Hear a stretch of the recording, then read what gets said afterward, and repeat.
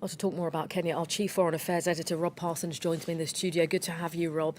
We saw on Wednesday that Kenya's Supreme Court was unable to make a decision about whether today's presidential rerun should go ahead. How does this bode well? I mean, something's surely amiss here. Yeah, I mean, it points to the chaos surrounding this election. In August, when the Supreme Court took its decision to annul the August 8th election, everybody was saying then, this is fantastic for Kenya, it's fantastic for Africa as a whole. It demonstrates that the separation of powers works in Kenya, that the judiciary is independent. And yet here we are, just the day before the election, the Supreme Court is meant to rule on the question of whether to postpone the elections, to hold a hearing on that, and can't do so because it can't get a quorum. 5 of 7 judges don't turn up. It's extraordinary. 2 of them sort of had an excuse. One was abroad for medical treatment, and another one was in shock because she had witnessed her bodyguard being shot the previous day. The others had no excuse at all. It creates the impression that the Supreme Court is coming under political pressure. Whether it's true or not, it creates the impression that the Supreme Court is under pressure. And it's not just the Supreme Court. We're talking more broadly as well about other major institutions that have a big effect on the election, including the Electoral Commission.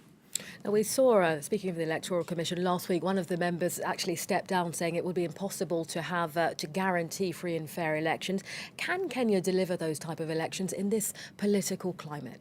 Well, it's really difficult to see how it's possible. We're seeing today, in parts of the country, the elections hardly seems to be going ahead at all. In the town of Kisumu, for instance, only 3 of 400 electoral officials have turned up. Polling stations are shut. There's nobody turning up to vote. In other parts of the country, it's a more mixed picture. But the general impression that you have, we just do not have the conditions for a free and fair election in Kenya at the moment. Even the head of the Electoral Commission said it would be impossible to guarantee free and fair elections. And you point out one of the members of the Electoral Commission stepped down and has since fled to the United States because she's been getting threats to her life. It's not the environment you want to hold an election, which could have an important bearing on the future of your country.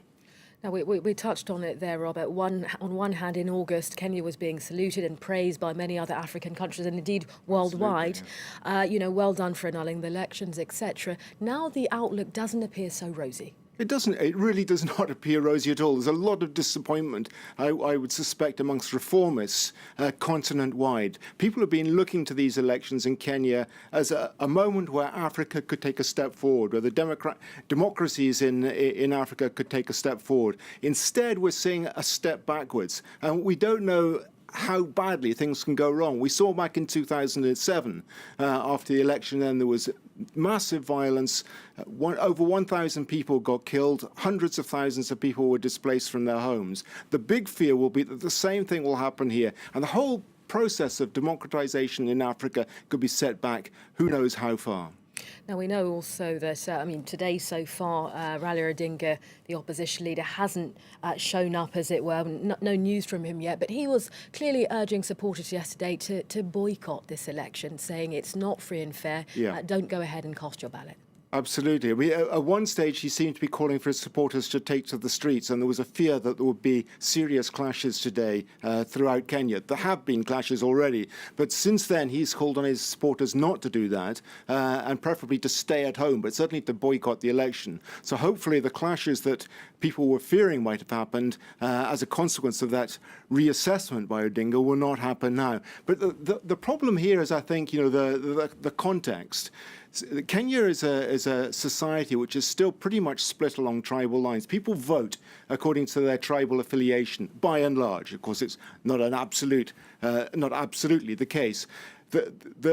The Kikuyu tribe have dominated Kenyan politics. Another large tribe to which Raila Odinga himself belongs, the Luo, have been on the peripheries of power because they haven't been able to get themselves elected into office. While that division along tribal lines remains, it's always going to be difficult to get reform through in Kenya. Over the last 10 years, big efforts have been made, and progress has certainly been made. But the problem now, the fear must be now that as a consequence of this election, all those reforms that have been made, all those efforts that have been made over the last 10 years could be set back. Well, Rob, as we've been saying, voting clearly underway in Kenya today, despite what's gone on the day before and indeed months ahead of this. We'll be following the story closely. For now, though, thank you.